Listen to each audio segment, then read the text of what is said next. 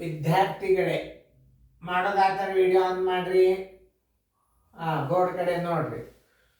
ಈಗ ಬೋರ್ಡ್ ಕಡೆ ತಿಳಿಸಿ ಹೇಳ ಲಕ್ಷ ಕೊಟ್ಟು ನೋಡಬೇಕು. ಪ್ರತಿ ಒಂದು ಸಲ ವಿಡಿಯೋಕ್ಕೆ ನಾನು ನಿಮಗೆ ತಿಳಿಸಿ ಹೇಳ್ತಿರ್ತೀನಿ. ಹೆಂಗೆ ತಿಳಿಸ್ತಿರ್ತಾರೆ ಸರು, ಅದನ್ನು ಲಕ್ಷ ಕೊಟ್ಟು ನೋಡಬೇಕು. 1 ಕಿಗ್ರಾಂ ಸಕ್ಕರೆಯನ್ನು 5 ಸಮಭಾಗಗಳಾಗಿ ವಿಂಗಡಿಸಲಾಗಿದೆ. ಪ್ರತಿಯೊಂದು ಭಾಗದ ತೂಕವೆಷ್ಟು? ಈಗ ಇರುವುದೇ 1 ಕಿಲೋಗ್ರಾಮ್ ಅದ. 200 ಕಿಲೋಗ್ರಾಮ್ ಅಂತೂ ತಪ್ಪ. 1 ಕಿಲೋಗ್ರಾಮ್ ಅನ್ನು 5 ಭಾಗ ಮಾಡಿದಾಗ 200 ಕಿಲೋಗ್ರಾಮ್ ಆಗುವುದೇ ಇಲ್ಲ. 250 ಕಿಗ್ರಾಮ್ನೂ ಆಗುವುದಿಲ್ಲ. ಆಗಬೇಕು ಈ ಎರಡರೊಳಗೆ.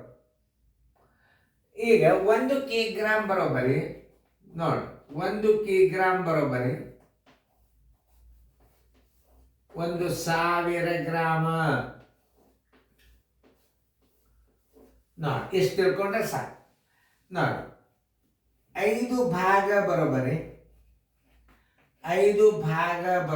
1000 ಗ್ರಾಮ್. 5 ಭಾಗ ಮಾಡ್ಯಾರ. 5 ಭಾಗ ಅಂದ್ರೆ 1 ಭಾಗದ ಅಳತೆ ಎಷ್ಟು? ಇಷ್ಟೇ ನೀವು ತಿಳ್ಕೊಳ್ಳೋದು. 1 ಗುಂಡ್ಲೆ 1000 ಸರ್ವಾಸ್ ಭಾಗಲೆ 5 ಬರೋಬರಿ 5 ಒಂದಲೇ 5 ಎರಡಲೇ 10 0 0 ಬರೋಬರಿ 200 ಗ್ರಾಮ.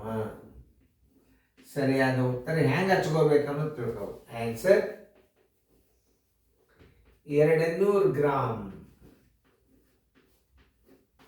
ಕಿಗ್ರಾಮ್ ಹಚ್ಚಿದ್ರೆ ತಪ್ಪು.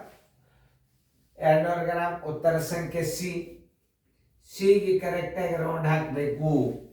ತಿಳಿತಲ್ಲ? 1 ಕಿಗ್ರಾಮ್ ಬರೋಬ್ಬರಿ 1000 ಗ್ರಾಮ್ ಮಾಡ್ಕೊರಿ. 8 ಭಾಗ ಹೇಳೋಣ ಸಮನಾಗಿ 5 ಭಾಗ ಬರೋಬ್ಬರಿ 1000 ಗ್ರಾಮ್. 1 ಭಾಗಕ್ಕೆ ಎಷ್ಟಾಗ್ತದೆ?